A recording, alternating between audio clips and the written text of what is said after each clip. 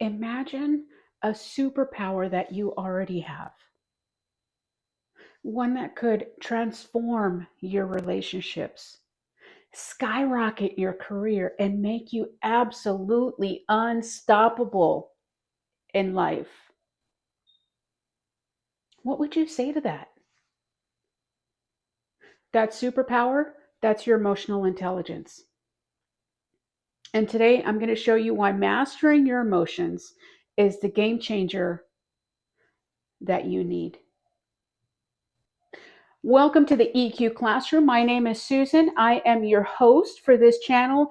Anything and everything emotional intelligence, leadership, personal development, and overall well being. In this introductory video, I'm going to talk about emotional intelligence, what it is, and why it has become such a buzz or such a need in today's society. Today, you hear that word plenty, emotional intelligence. It seems like you can't talk about leadership without talking about emotional intelligence. And we hear that it is such a critical skill for leaders to have today. And it is a skill. You can learn it. But why? Why have feelings and emotions all of a sudden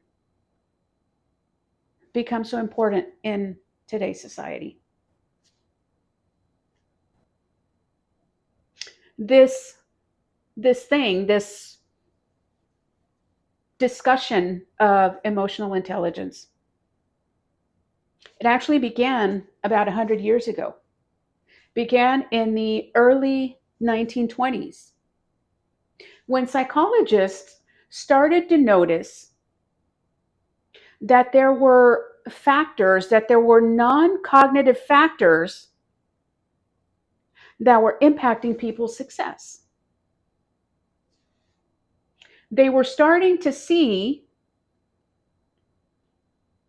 that there were things outside of somebody's intelligence, cognitive ability, that was helping them be successful. Couldn't figure it out. So they started referring to such things as social intelligence. They couldn't figure out any other way to do it. So you have cognitive intelligence, but we also have these non cognitive factors. We'll call them social intelligence. It was in the early 1920s. Some decades later, in the early 1980s, QN Howard Gardner, who was also a psychologist, he introduced the theory of multiple intelligences. Howard Gardner challenged the very notion that cognitive ability was the only kind of intelligence that existed. He said, nope, I don't believe that. There's got to be something else. And he came up with it. He came up with the theory of multiple intelligence, which was also, his theory was also the precursor to emotional intelligence. So stay with me here, right? Started in the 1920s. In the early 1980s, Howard Gardner introduced the theory of multiple intelligence. And then in 1990, we have two more psychologists by the name of Peter Salovey and John Mayer, not having to do with John Mayer the singer. Those two psychologists were the ones who actually coined the term and defined emotional intelligence. They defined it as the ability to monitor one's own and others' emotions, to discriminate among those, and then to use that information to guide one's thinking and their actions. That was their definition. Emotional intelligence is understanding your own emotions, understanding other people's emotions, being able to discriminate among those emotions. And then you're going to use that information to guide, to inform how you think and how you act. That is emotional intelligence in a nutshell.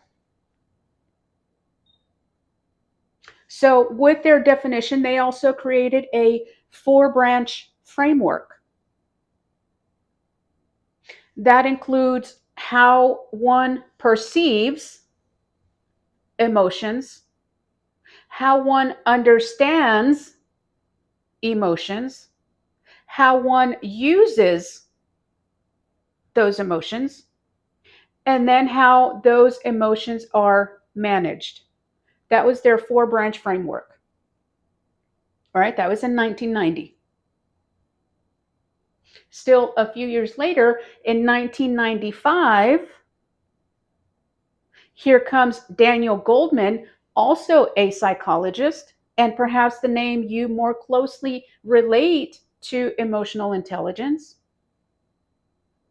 In 1995, Daniel Goldman published a book titled Emotional Intelligence: Why It Matters More Than IQ.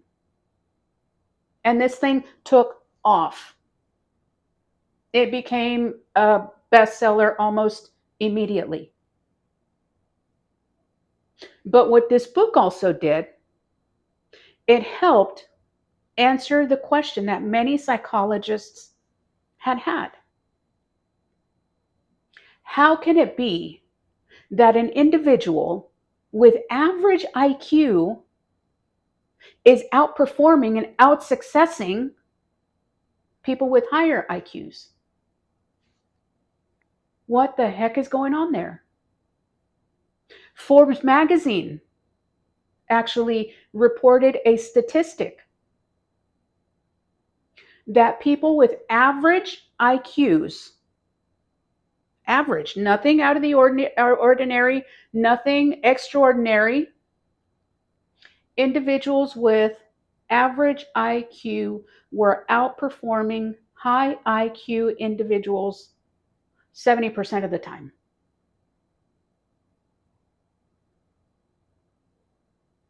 That is what emotional intelligence can do. That is why it is so important. And it's also within your reach.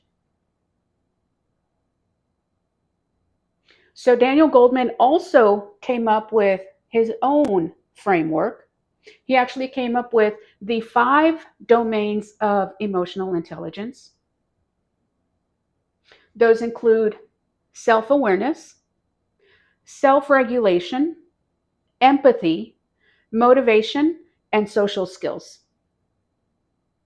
Now, we will get into each one of those independent of one another because I do want to spend enough time on each one of those, getting all of the information that you need, the most information that I could possibly share with you. Now, I do want to go through each one of those domains independently. We'll go into those in later videos, but I do want to make sure that I dedicate enough time to each one of those so that I could present you the best information in a manner that would be most beneficial to you, so that you could take what you need and start implementing into your own life. Emotional intelligence is more critical now than it ever had been. But why, Susan? Well, our workplace demands are changing. We need more effective communication. We need collaboration now more than ever. We need more human centric skills as we see automation starting to creep into every industry today. We also need it for the mental health crises, stress, burnout, depression, anxiety, all of those are on the rise. Being emotionally intelligent and having emotional literacy will help you manage those emotions and help you express them in healthy ways. We need emotional intelligence for social media and digital communication because even though we are more connected now than we ever have been, we are also more misunderstood and more reactive. Emotional intelligence helps us navigate those online spaces with empathy, reduce miscommunication, and then promote respectful online interactions.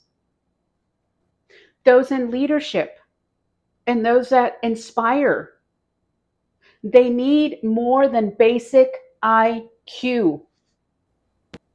Leaders today must inspire, they must connect, and they must motivate across diverse teams and cultures. I have a dream that one day this nation will rise up and live out the true meaning of its creed. A leader that is driven with emotional intelligence will be able to foster trust, psychological safety, and innovation. The ingredients needed for a successful organization to thrive.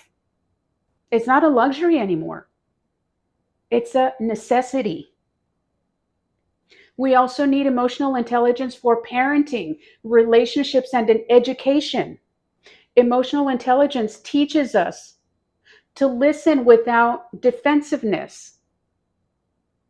It helps us respond rather than react.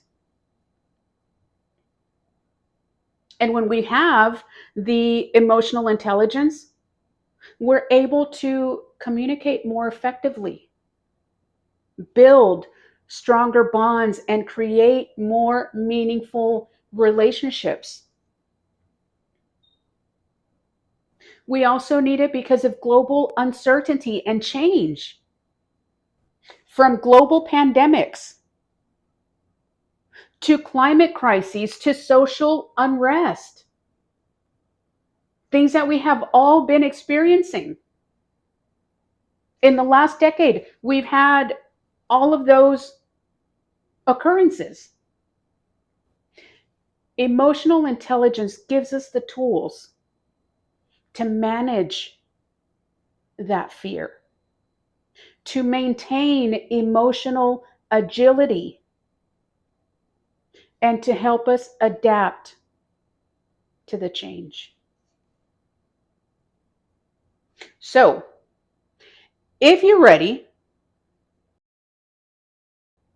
actually, even if you're not ready, hit that subscribe button and join me for the next video where we unpack self-awareness. We talk all about self-awareness, what it is, and how that can help you be better in your life. So, leave a comment below and tell me, what emotion have you been struggling with the most? I do read all the comments. So for those of you sharing, thank you. I appreciate it. And remember, lead with your heart, grow with purpose. I'll see you next time.